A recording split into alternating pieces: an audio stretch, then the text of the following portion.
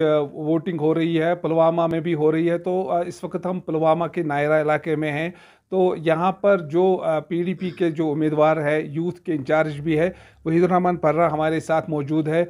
इनसे जानेंगे कि आज के वोट की अहमियत क्या है। वहीद साहब, अक्सर देखा गया है कि सड़क, पानी, बिजली या मसला कश्मीर के हवाले से वोट लोग मांग रहे हैं। तो आप क्या के नज़र में क्या आज के वोट की क्या अहमियत है? मेरे ख्याल में ये आज का जो इलेक्शन है, क्योंकि 10 साल एक वैक्यूम के बाद हो रहा है और दोनों चीज़ें हैं, कश्मीर और कश्मीरियों के जो मसले हैं, दोनों मुद्दे पे लोग इस इलेक्शन में बाहर निकल कर आज वोट डालना चाहते हैं। और ये जो माहौल है पिछले 6 सालों का, जो रेड राज था और जो फ्यूचर के बारे में अनसर्टेनिटी है, बहुत इनसिक्योरिटीज़ है नौजवानों को लेकर, अपने फ्यूचर को लेकर, कश्मीर को लेकर, अपनी ज़मीन को लेकर, शिनाख्त को लेकर। और उसके साथ साथ जो गवर्नेंस के डेफिसिट यहाँ पे रहा है पिछले 5-6 सालों में, ब्यूरोक्रेटिक रूल में लोगों को लगता है किसी के पास जाने की जगह नहीं है और सरकार सारा फ़ोटो ऑपरेशन से ही चलाती है, तो रियल काम होता ही नहीं है। उस चीज़ के, इस वैक्यूम के ख़िलाफ़ लोग निकलना चाहते हैं।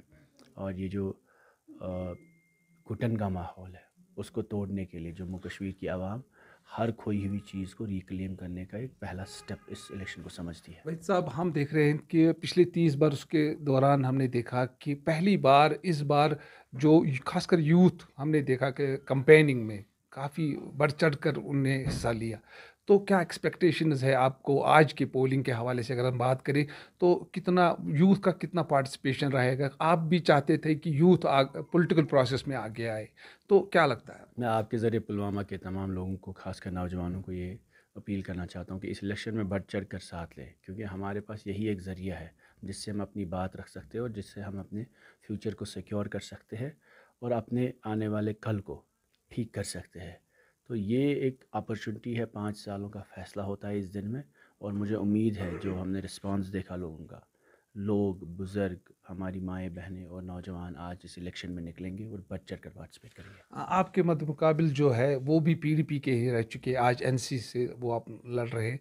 तो कितना, किस तरह आप अपना मुकाबला देख रहे टाइट कंपटीशन है हर कॉन्स्टिट्यूंसी में। साउथ कश्मीर में नेशनल कॉन्फ्रेंस और पीडीपी का बहुत नेक टू नेक हर जगह ही है। तो मैं नहीं कहूँगा कोई किसी पार्टी की वेव है यहाँ पे, लेकिन ultimately people are the ones who are going to decide the fate of candidates. और क्योंकि ये लोकल इलेक्शन है, तो इसमें पॉलिटिकल पार्टी का मैनिफेस्टो के साथ साथ कैंडिडेट सेंट्रिक भी वोट होता है।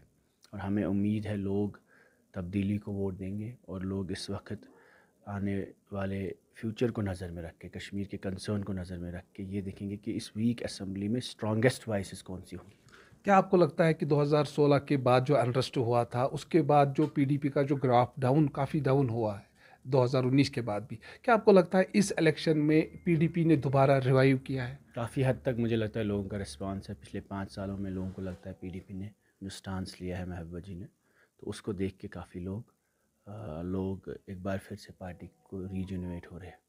शुक्रिया हमसे बात करने की। तो यही थे वहीदुर रहमान पर्रा, जिनका ये कहना है कि जो मुकाबला है वो काफ़ी सख्त है, लेकिन इस बार जो इस इलेक्शन में पीडीपी का जो है, पीडीपी ने दोबारा यहाँ पर रिवाइव